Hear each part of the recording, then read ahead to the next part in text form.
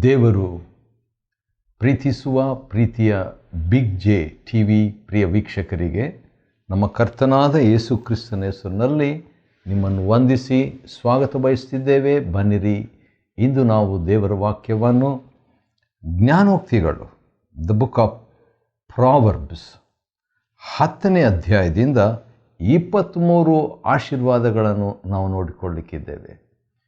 23 blessings of Christ, 23 blessings of wisdom, 23 blessings of a believer, ಅಥವಾ 23 ಕ್ರಿಸ್ತನ ಆಶೀರ್ವಾದಗಳು, 23 ವಿಶ್ವಾಸಿಯ ಆಶೀರ್ವಾದಗಳು, ಅಥವಾ 23 ಶಿಷ್ಟರ ಆಶೀರ್ವಾದಗಳು, ಅಥವಾ 23 ಜ್ಞಾನದ ಆಶೀರ್ವಾದಗಳು ಎಂಬುದಾಗಿ ನಾವು 10ನೇ ಅಧ್ಯಾಯ ಜ್ಞಾನೋಕ್ತಿಗಳಿಂದ ಒಂದೊಂದಾಗಿ ನೋಡಿಕೊಳ್ಳೋಣ.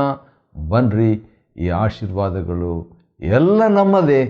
ದೇವರು ನಮಗೋಸ್ಕರವಾಗಿ ಇದನ್ನು ಸಿದ್ಧ ಮಾಡಿದ್ದಾನೆ. ಕ್ರಿಸ್ತನು ನಮಗಾಗಿ ಶಾಪಗ್ರಸ್ತನಾದ್ದರಿಂದ, ಹೌದು, ಆ ವಾಕ್ಯ ನಾವು ನೋಡಿಕೊಳ್ಳುವಂಥದ್ದು ಒಳ್ಳೆಯದಂತ ಅನ್ನಿಸ್ತದೆ. ಯಾಕಂತೇಳಿದರೆ ಗಲಾತ್ಯದವರಿಗೆ ಬರೆದ ಪತ್ರಿಕೆ 3ನೇ ಅಧ್ಯಾಯದಲ್ಲಿ ಈ ರೀತಿಯಾಗಿದೆ ವಾಕ್ಯ. ಅದೇನೆಂದರೆ 3 ಗಲೇಷಿಯನ್ಸ್ ಚಾಪ್ಟರ್ 3 ಮತ್ತು 13-14ನೇ ವಚನ ಹೀಗಿದೆ. Chapter 3 verse 13 and 14 Galatians. ಅಬ್ರಹಾಮನಿಗುಂಟಾದ ಆಶೀರ್ವಾದವು ಕ್ರಿಸ್ತ ಯೇಸುವಿನಲ್ಲಿ ಅನ್ಯ ಜನರಿಗೆ ನಮಗೆ ಉಂಟಾಗುವಂತೆ ದೇವರು ವಾಗ್ದಾನ ಮಾಡಿದ ಆತ್ಮನು ನಮಗೆ ನಂಬಿಕೆಯ ಮೂಲಕವಾಗಿ ದೊರಕುವಂತೆ ಕ್ರಿಸ್ತನು ನಮ್ಮ ನಿಮಿತ್ತ ಶಾಪವಾಗಿ ಧರ್ಮಶಾಸ್ತ್ರದಲ್ಲಿ ಹೇಳಿರುವ ಶಾಪದೊಳಗಿಂದ ನಮ್ಮನ್ನು ಬಿಡಿಸಿದನು. ಯಾಕಂತೇಳಿದರೆ ನಮಗೆ ಆಶೀರ್ವಾದ ಶಿಲುಬೆಯಿಂದ ಬರಬೇಕಂತ ಆತ ನಮಗಾಗಿ ಶಾಪಗ್ರಸ್ತನಾದನು. 23 ಆಶೀರ್ವಾದಗಳಲ್ಲಿ ಮೊದಲನೇ ಆಶೀರ್ವಾದ ಸೊಲೊಮೋನನ ಜ್ಞಾನೋಕ್ತಿಗಳು. ಮಗನು ಜ್ಞಾನಿಯಾದರೆ ತಂದೆಗೆ ಸುಖ. ಮೊದಲನೇ ಆಶೀರ್ವಾದ ಏನಂದರೆ, ಜ್ಞಾನದ ಆಶೀರ್ವಾದ ಏನಂದರೆ, ಬೇರೆಯವರಿಗೆ ನಾವು ಜ್ಞಾನಿ ಆಗೋದ್ರಿಂದ ಬೇರೆಯವರಿಗೆ ಬ್ಲೆಸ್ಸಿಂಗ್ ಆಗಿರ್ತೀವಂತ. ಇದು ಮೊದಲನೇ ಬ್ಲೆಸ್ಸಿಂಗ್.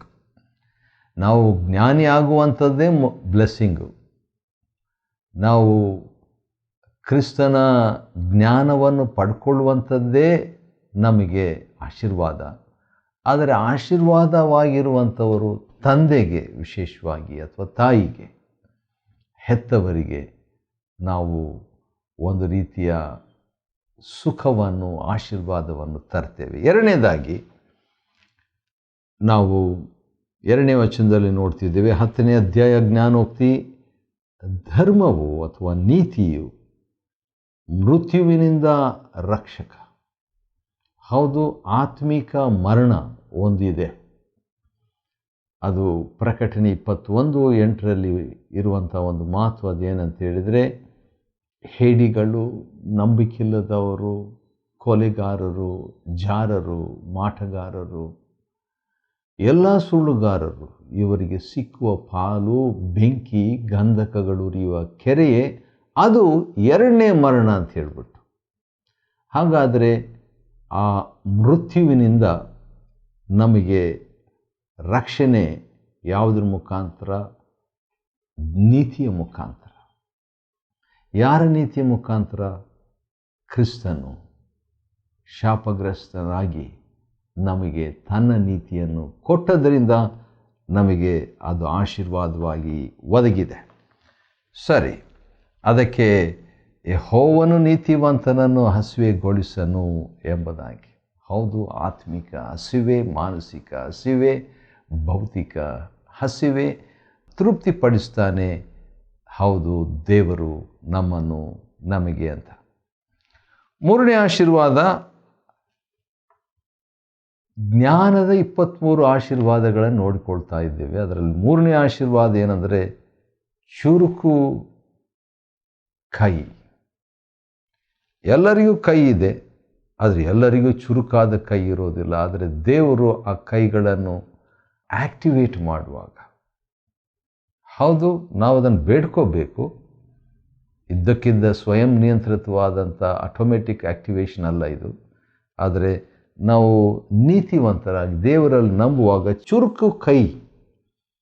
ಚುರುಕು ಗೈಯನ್ನು ದೇವರು ಕೊಡ್ತಾನೆ. ಅದರಿಂದ ಐಶ್ವರ್ಯದ ಆಶೀರ್ವಾದ.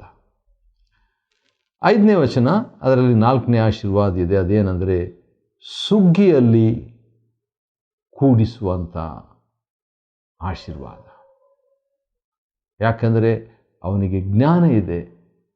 ಆ ಒಂದು ಜ್ಞಾನದಿಂದ ಸುಗ್ಗಿಯಲ್ಲಿ ಕೂಡಿಸುವಂಥ ಒಂದು ಆಶೀರ್ವಾದ. ಮತ್ತು 6ನೇ ವಚನದಲ್ಲಿ ಆಟೋಮೆಟಿಕ್ ಆಗಿರುವಂಥ ಇನ್ನೊಂದು ಸಂಗತಿ ಅದೇನೆಂದರೆ ಶಿಷ್ಟನ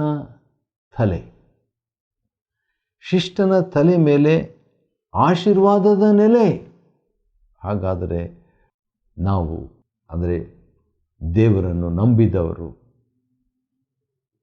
ಕ್ರಿಸ್ತನೆಂಬ ಜ್ಞಾನವನ್ನು ಸ್ವೀಕರಿಸಿದವರು, ಅವರಿಗೆ ಆಶೀರ್ವಾದದ ನೆಲೆ, ಆಶೀರ್ವಾದನೇ ಅಡ್ರೆಸ್ ಅಂತೆ. ಅದೆಂಥ ಒಂದು ಆಶೀರ್ವಾದ ನೋಡ್ರಿ. ಅದು ಖಂಡಿತವಾಗಿಯೂ 5ನೇ ಆಶೀರ್ವಾದ. 23 ಆಶೀರ್ವಾದಗಳಿದೆ, ಅದು ನೆಲೆಯಾಗಿರುವ ಆಶೀರ್ವಾದ ಎಂಬುದಾಗಿ ನಾವು ನೋಡ್ತೀವಿ, ತಲೆ ಮೇಲಿರುವಂಥ ಆಶೀರ್ವಾದ. ಮತ್ತು 6ನೇದಾಗಿ 7ನೇ ವಚನದಲ್ಲಿ ಶಿಷ್ಟರ ಸ್ಮರಣೆಯು, ಅಂದರೆ ಕೆಲವು ಸಾರಿ ಭಕ್ತಾದಿಗಳನ್ನು ಸ್ಮರಿಸುವಂಥ ವೇಳೆಯಲ್ಲಿ ಬೇರೆಯವರಿಗೆ ಅದು ಆಶೀರ್ವಾದಕ್ಕಾಸ್ಪದ.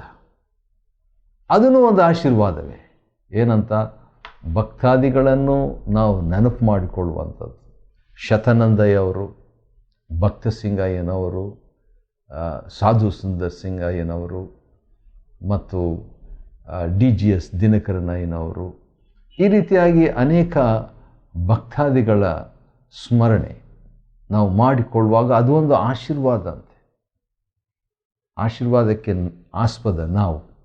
ಮತ್ತು ಅಂಥ ಭಕ್ತಾದಿಗಳು ಬೈಬಲ್ನಲ್ಲಿ ಕೂಡ ಇರುವಂಥ ಯೋಬನ ಬಗ್ಗೆ, ನೋಹನ ಬಗ್ಗೆ, ಮೋಶೆ ಬಗ್ಗೆ, ಏಲಿಯನ ಬಗ್ಗೆ, ಎಲಿಷನ ಬಗ್ಗೆ, ಯೆಶಾಯನ ಬಗ್ಗೆ, ಪೌಲನ ಬಗ್ಗೆ, ಪೇತ್ರನ ಬಗ್ಗೆ, ಯೋಹಾನನ ಬಗ್ಗೆ, ಈ ರೀತಿಯಾಗಿ ಭಕ್ತಾದಿಗಳ ಶಿಷ್ಟರ ಸ್ಮರಣೆ ನಮಗೆ ಏನಾಗ್ತದೆ? ಅದು ಆಶೀರ್ವಾದವನ್ನು ಆ್ಯಕ್ಟಿವೇಟ್ ಮಾಡ್ತದಂತೆ. ಅದು ಒಂದು ಆಶೀರ್ವಾದನೇ. ಸರಿ, 7ನೇದಾಗಿ ಜ್ಞಾನ ಹೃದಯ. ಹೌದು, ಜ್ಞಾನ ಹೃದಯ ಅದು ದೇವರಿಂದ ನಮಗೆ ಅದು ಲಭ್ಯವಾದರೆ ಅದೊಂದು ಆಶೀರ್ವಾದ, 7ನೇ ಆಶೀರ್ವಾದ. ಯಾಕಂದರೆ ಆ ಜ್ಞಾನ ಹೃದಯ ಏನು ಮಾಡ್ತದೆ? ವಾಕ್ಯ ಕೈಕೊಂಡು ನಡೆಯುವಂತೆ ಸಹಾಯ ಮಾಡ್ತದೆ. 8ನೇ ಆಶೀರ್ವಾದ. 23 ಆಶೀರ್ವಾದಗಳಿದೆ 10ನೇ ಅಧ್ಯಾಯ ಜ್ಞಾನೋಕ್ತಿಯಲ್ಲಿ. 8ನೇದು ನಾವು ನೋಡ್ತಾ ಇದ್ದೀವಿ, 9ನೇ ವಚನದಲ್ಲಿದೆ ನಿರ್ದೋಷದ ನಡತೆ. ನಡತೆಯಲ್ಲಿ ಆಶೀರ್ವಾದದ ನಡತೆ, ನಿರ್ದೋಷದ ನಡತೆ, ಅದನ್ನು ಕ್ರಿಸ್ತ ನಮಗೆ ಕೊಡ್ತಾನೆ. ಜ್ಞಾನವೆಂಬ ಕ್ರಿಸ್ತ ನಮಗೆ ಕೊಡ್ತಾನೆ. ಅಥವಾ ದೇವರ ವಾಕ್ಯದ ಜ್ಞಾನದಿಂದ ನಮಗೆ ಆ ನಿರ್ದೋಷದ ನಡತೆ ಆಶೀರ್ವಾದವಾಗಿ ಒದಗುತ್ತದೆ. 11ನೇ ವಚನದಲ್ಲಿ ಶಿಷ್ಟನ ಬಾಯಿ ಬಗ್ಗೆ ಕೂಡ ಇದೆ. ಹೌದು, 23 ಆಶೀರ್ವಾದಗಳಲ್ಲಿ 9ನೇ ಆಶೀರ್ವಾದ ಏನಂತ ಹೇಳಿದರೆ ಶಿಷ್ಟನ ಬಾಯಿ, ದೇವರನ್ನು ನಂಬಿದವರ ಬಾಯಿ ಏನಾಗ್ತದೆ? ಅದು ಜೀವದ ಬುಗ್ಗೆ ಅಂತೆ.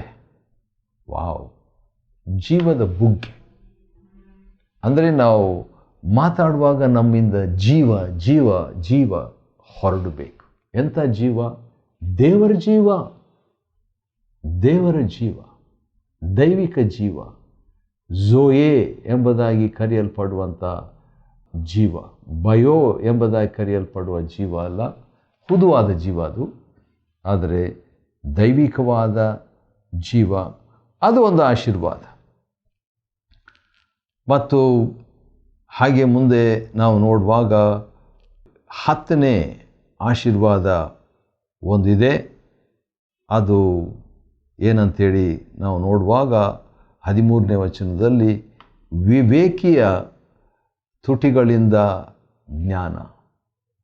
ಬಾಯಿಂದ ಜೀವ ಬುಗ್ಗೆ, ತುಟಿಯಿಂದ ಜ್ಞಾನ, ಜ್ಞಾನದಿಂದ ಜ್ಞಾನ. ಕ್ರಿಸ್ತನ ನಮಗೆ ಕೊಡಲ್ಪಟ್ಟಿದ್ದಾನೆ, ಕ್ರಿಸ್ತನನ್ನು ನಾವು ಬೇರೆಯವ್ರಿಗೆ ಕೊಡ್ತೀವಿ. ದೇವರು ತನ್ನ ವಾಕ್ಯವನ್ನು ನಮಗೆ ಕೊಟ್ಟಿದ್ದಾನೆ, ಆ ವಾಕ್ಯ ಬೇರೆಯವ್ರಿಗೆ ಕೊಡ್ತೀವಿ. ದೇವರು ತನ್ನ ಆಶೀರ್ವಾದವನ್ನು ನಮಗೆ ಕೊಟ್ಟಿದ್ದಾನೆ, ಆಶೀರ್ವಾದ ನಾವು ಬೇರೆಯವ್ರಿಗೆ ಕೊಡ್ತೀವಿ. ಕರುಣೆ ಉಳ್ಳವರು ಧನ್ಯರು, ಅವರು ಕರುಣೆ ಹೊಂದುವರು. ದೇವರು ನಮಗೆ ಕರುಣಿಸಿದ್ದಾನೆ, ಆ ಕರುಣೆ ಬೇರೆಯವ್ರಿಗೆ ಕೊಡ್ತೀವಿ. ನಾವು ಮತ್ತೆ ದೇವರು ಇನ್ನೂ ಸ್ವಲ್ಪ ಕರುಣೆ ಕೊಡ್ತಾನೆ, ಹಾಗೆ ನಾವು ಪಾಸ್ ಮಾಡ್ತಾ ಇರ್ತೀವಿ. ಇನ್ನೊಂದು ಮಾತು ನನಗೆ ಭಾಳ ಇಷ್ಟವಾದಂಥ ಒಂದು ಮಾತು 12ನೇ ವಚನದಲ್ಲಿದೆ, ಅದನ್ನು ನಾನು ಹೇಳಬೇಕು. ಅದೇನೆಂದರೆ, ಪ್ರೀತಿಯು ಪಾಪಗಳನ್ನೆಲ್ಲ ಮುಚ್ಚುತ್ತದೆ. ವಾವ್! ಪ್ರೀತಿ. ನಾನು ಪ್ರೀತಿಯುಳ್ಳ ವ್ಯಕ್ತಿಯಾಗಿದ್ದರೆ ಕೆಲವು ಪಾಪ ಅಲ್ಲ, ಪಾಪಗಳನ್ನೆಲ್ಲ ನಾನು ಮುಚ್ಚುತ್ತೇನೆ. ಯಾಕೆ? ದೇವರ ಹಾಗೆ ಮಾಡಿದ ನನ್ನ ಬಗ್ಗೆ. ದೇವರು ನನ್ನ ವಿಷಯದಲ್ಲಿ ಹಾಗೆ ಮಾಡಿದ್ರಿಂದ ನಾನು ಕೂಡ ಆ ರೀತಿಯಾಗಿ ಮಾಡಬೇಕು. ಮುಂದೆ ಹಾಗೆ ನಾವು ನೋಡುವಾಗ 11ನೇ ಆಶೀರ್ವಾದ, ಜ್ಞಾನಿಗಳು ತಿಳಿದ ಸಂಗತಿಯನ್ನು ಹೊರಪಡಿಸೋದಿಲ್ಲ. ಅದು ಕೂಡ ಒಂದು ಬ್ಲೆಸ್ಸಿಂಗೇ. ಕೆಲವರು ಇದ್ದಿದ್ದನ್ನೆಲ್ಲ ಹೇಳ್ತಾನೆ ಇರ್ತಾರೆ, ಮನಸ್ಸಿಗೆ ಬಂದದ್ದೆಲ್ಲ ಮಾತಾಡ್ತಾ ಇರ್ತಾರೆ. ಆದರೆ ಅದು ಆಶೀರ್ವಾದ ಅಲ್ಲ. ಏನು ಮಾತಾಡಬೇಕು, ಏನು ಮಾತಾಡಬಾರ್ದು ಎಂಬ ತಿಳುವಳಿಕೆ, ಅದು ಒಂದು ಆಶೀರ್ವಾದ. 15ನೇ ವಚನದಲ್ಲಿ 12ನೇ ಆಶೀರ್ವಾದ ಇದೆ. ಅದೇನೆಂದರೆ, ಐಶ್ವರ್ಯವಂತನಿಗೆ ಐಶ್ವರ್ಯವು ಬಲವಾದ ಕೋಟೆ. ಹೌದು, ದೇವರು ಐಶ್ವರ್ಯ ಕೊಟ್ಟಿದ್ದ ಪಕ್ಷದಲ್ಲಿ ಆತನ ನಮಗೆ ಸ್ತೋತ್ರ. ದುಡ್ಡು ಬೇಕಾಗ್ತದೆ, ನಮಗೆ ದುಡ್ಡಿನ ಅವಶ್ಯಕತೆಗಳು ಇದೆ. ಆದರೆ ಆ ಒಂದು ಕೋಟೆ, ಬಲವಾದ ಕೋಟೆಯಲ್ಲಿ ದೇವರು ನಿವಾಸ ಮಾಡುವಾಗ ಅದು ಒಂದು ಆಶೀರ್ವಾದ. 13ನೇ ಆಶೀರ್ವಾದ, ಶಿಷ್ಟನ ದುಡಿತ ಜೀವಾಸ್ಪದ. 16ನೇ ವಚನ. ಹೌದು, ನಮಗೆ ದುಡಿಬೇಕು, ನಾವು ಸುಮ್ಮನೆ ಸೋಮಾರಿಯಾಗಿರಬಾರ್ದು. ಆ ರೀತಿಯಾಗಿ ದುಡಿಯುವಾಗ ಅದು ಆಶೀರ್ವಾದ. ಮತ್ತು 17ನೇ ವಚನದಲ್ಲಿ, ಶಿಕ್ಷೆಯನ್ನು ಕೈಕೊಳ್ಳುವವನು ಜೀವದ ಮಾರ್ಗವನ್ನು ತೋರಿಸುವನು. ವಾವ್! ದೇವರು ಕೆಲವು ಸಾರಿ ನಮ್ಮನ್ನು ಶಿಕ್ಷಿಸ್ತಾನೆ. ಯೆರೆಮೀಯನು ಪ್ರಾರ್ಥನೆ ಮಾಡುವಾಗ ಕಠಿಣವಾಗಿ ಶಿಕ್ಷಿಸಬೇಡ ಎಂಬುದಾಗಿ ಹೇಳ್ತಾನೆ. ಜೀವದ ಮಾರ್ಗದ ಆಶೀರ್ವಾದ 14. ಮತ್ತು ಹಾಗೆಯೇ ಮುಂದುವರಿದರೆ, ಮೌನಿ 19ನೇ ವಚನ, ಮೌನಿಯು ಮತಿವಂತ. ಅದು ಒಂದು ಆಶೀರ್ವಾದವೇ. ಯಾಕಂದರೆ ಮಾತಾಳಿಗೆ ಪಾಪ ತಪ್ಪೋದು, ಮಾತಾಡ್ತಾ ಇದ್ದರೆ ಪಾಪ ತಪ್ಪೋದಿಲ್ಲ. ಮತ್ತು 16ನೇ ಆಶೀರ್ವಾದ, ಶಿಷ್ಟರ ನಾಲಿಗೆ ಚೊಕ್ಕ ಬೆಳ್ಳಿ ಬರ್ತದೆ. ಚೊಕ್ಕ ಬೆಳ್ಳಿ ಅಂದರೆ ಅಮೂಲ್ಯವಾದದ್ದು ಬರ್ತದೆ ಅಂತ ಅರ್ಥ. 21ನೇ ವಚನದಲ್ಲಿ 17ನೇ ಆಶೀರ್ವಾದ ನೋಡ್ತೀವಿ, ಶಿಷ್ಟರ ಭಾಷಣ ಬಹುಜನ ಪೋಷಣ. ಅಂದರೆ ನಾವು ಮಾತಾಡುವಾಗ ಕ್ರಿಸ್ತನನ್ನು ಹೊಂದಿಕೊಂಡಂಥ ನಾನು, ಜ್ಞಾನವನ್ನು ಹೊಂದಿಕೊಂಡಂಥ ನಾನು ಮಾತಾಡುವಾಗ ಬೇರೆಯವರಿಗೆ ಆತ್ಮಿಕ ಪೋಷಣೆ ಆಗಬೇಕು. ಯೆರೆಮೀಯ 15:16, ದೇವರ ವಾಕ್ಯ ಆಹಾರ, ಪೋಷಣೆ. ವಾವ್! ಎಷ್ಟು ಚೆನ್ನಾಗಿದೆ. ಹೌದು, ದೇವರ ಆಶೀರ್ವಾದ ಅದು ಭಾಗ್ಯದಾಯಕವಾದದ್ದು. ಅದರಲ್ಲಿ ದೇವರು ವ್ಯಸನ ಸೇರಿಸೋದಿಲ್ಲರಿ. ಮತ್ತು 24ನೇ ವಚನದಲ್ಲಿ, ಶಿಷ್ಟನಿಗೆ ಇಷ್ಟವು ಲಭಿಸುವುದು. ನಮ್ಮ ಇಷ್ಟಾರ್ಥಗಳನ್ನು ದೇವರು ನೆರವೇರಿಸ್ತಾನಂದರೆ ಅದು ಆಶೀರ್ವಾದ ಅಲ್ಲವೇ? ಖಂಡಿತ. 25ನೇ ವಚನದಲ್ಲಿ ನಾವು ನೋಡುವಾಗ, ಶಿಷ್ಟನು ಶಾಶ್ವತವಾದ ಕಟ್ಟಡ, ಚೇಂಜ್ ಆಗಲ್ಲ, ನೆಲೆಯಾಗಿರ್ತಾನೆ ಒಳ್ಳೆಯದರಲ್ಲಿ, ದೇವರಲ್ಲಿ, ಚಿಯೋನ್ ಪರ್ವತದ ಉಪಾದಿಯಲ್ಲಿ. 20ನೇ ಆಶೀರ್ವಾದ, ಶಿಷ್ಟನ ನಂಬಿಕೆ ಅಥವಾ ನಂಬಿಗಸ್ತಿಕೆ ಆನಂದ ಬರ್ತದಂತ್ರಿ. ವಾವ್, ನನ್ನ ಜೀವನದಲ್ಲಿ ಅದು ಬರಬೇಕಂತ ಇಷ್ಟಪಡ್ತೇನೆ. ಆನಂದವು ಫಲ, ಆನಂದವು ಆಶೀರ್ವಾದ ರೀ. ಭಾಳ ಜನರಿಗೆ ಆನಂದ ಇಲ್ಲ. ವಿಶ್ವಾಸಿಯಾಗಿದ್ದರು, ದೇವರ ಸೇವೆ ಮಾಡ್ತಾ ಇದ್ದರು, ದೇವರ ಸೇವಕರಾಗಿದ್ದರು, ಆದರೆ ಆನಂದ ಆಶೀರ್ವಾದದ ಮತ್ತೊಂದು, ಅಂದರೆ ದೈವಿಕ ಆನಂದ ಮತ್ತೊಂದು ಆಶೀರ್ವಾದದ ಒಂದು ಗುರುತಾಗಿದೆ. 30ನೇ ವಚನದಲ್ಲಿ, ಶಿಷ್ಟರು ಎಂದಿಗೂ ಕದಲರು. ಮತ್ತೊಂದು ಆಶೀರ್ವಾದ, ಸ್ಥಿರತೆ. ಜ್ಞಾನ ನಾವು ಪಡ್ಕೊಂಡಾಗ, ಕ್ರಿಸ್ತನಿಂದ ನಾವು ನೀತಿವಂತರಾದಾಗ ಎಂದಿಗೂ ಕದಲರು. ಚಿಯೋನ್ ಪರ್ವತದ ಹಾಗೆ ದೃಢವಾಗಿರ್ತೇವೆ. ಅನೇಕ ಸಾರಿ ನಾನು ದೃಢವಾಗಿ ಇಲ್ಲ, ಆದರೆ ದೃಢವಾಗಿರೋ ಬಯಸ್ತೇನೆ, ಹಾರೈಸ್ತೇನೆ. ನನ್ನ ಇಷ್ಟಾರ್ಥವನ್ನು ದೇವರು ನೆರವೇರಿಸ್ತಾನೆ. ಯಾಕಂತ ಹೇಳಿದರೆ, ಕದಲುವಿಕೆ, ಸುದ್ದಿ ಕೇಳಿ, ಸಂದೇಶ ಕೇಳಿ ಅಥವಾ ಮಾತು ಕೇಳಿ, ಸ್ಯಾಡ್ ನ್ಯೂಸ್ ಕೇಳಿ ಕದಲು ಬಿಡ್ತೇವೆ ನಾವು. ಹೌದು, ಆ ಯಥಾರ್ಥವಾದಂಥ ಚಿಂತೆ ಇರಬೇಕು, ಆ ಸೂಕ್ಷ್ಮತೆ ಇರಬೇಕು, ಆದರೆ ದೇವರಿಂದ ಕದಲಬಾರದು. ರೈಟ್.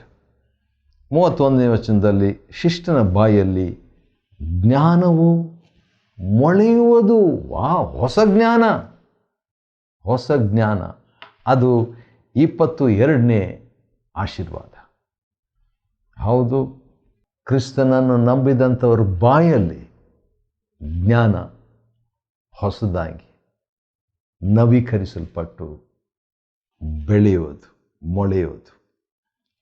32ನೇ ವಚನದಲ್ಲಿ ಕೊನೆಯ ಒಂದು ಆಶೀರ್ವಾದ ಇದೆ. 23 ಆಶೀರ್ವಾದಗಳು ಜ್ಞಾನದ ಆಶೀರ್ವಾದಗಳು ಅಥವಾ ಕ್ರಿಸ್ತನಿಂದ ಆಶೀರ್ವಾದಗಳು, ಕ್ರಿಸ್ತನೆಂಬ ಜ್ಞಾನದಿಂದ ಆಶೀರ್ವಾದಗಳಂತ ನೋಡುವಾಗ, ಶಿಷ್ಟನ ತುಟಿಯಲ್ಲಿ ಉಚಿತ ವಚನ, ಫ್ರೀ, ಉಚಿತ ವಚನ ಅಂತ ನಾವು ನೋಡ್ಕೊಳ್ತೀವಿ. ಆದರೆ ದುಷ್ಟನ ಬಾಯಲ್ಲಿ ನೀಚ ವಚನ. ಅದ ಕಾರಣ ಬಾಯಿ ತೆಗೆದರೆ ದೇವರ ವಾಕ್ಯ, ದೇವರ ನಂಬಿಕೆ, ದೇವರ ಪೋಷಣೆ ಸಕಾರಾತ್ಮಕವಾದದ್ದು. ನಾನು ನಂಬಿದೆ, ಆದ ಕಾರಣ ನಾನು ಮಾತಾಡಿದೆ ಎಂಬುದಾಗಿ ಹೇಳಿದಂತೆ, ಪೌಲನು ನಾವು ಕೂಡ ನಂಬಿ ಮಾತಾಡಬೇಕು, ಜ್ಞಾನದಿಂದ ಮಾತಾಡಬೇಕು. ಹೌದು, 10ನೇ ಅಧ್ಯಾಯ ಜ್ಞಾನೋಕ್ತಿಗಳ ಗ್ರಂಥದಿಂದ ನಾವು 23 ಆಶೀರ್ವಾದಗಳನ್ನು ಅಧ್ಯಯನ ಮಾಡಿಕೊಂಡಿದ್ದೇವೆ. ಇವೆಲ್ಲ ನಮಗೆ, ಇದರಲ್ಲಿ ಏನೂ ನಾವು ಕಳ್ಕೋಬಾರದು. ಜ್ಞಾನೋಕ್ತಿ 23 ಆಶೀರ್ವಾದಗಳು ನಮಗೆ 10ನೇ ಅಧ್ಯಾಯದಿಂದ ಅಧ್ಯಯನ ಮಾಡಿಕೊಳ್ಳುವಂತೆ ದೇವರು ಕೊಟ್ಟ ಕೃಪೆಗಾಗಿ ಆತನಿಗೆ ಸ್ತೋತ್ರವಾಗಲಿ.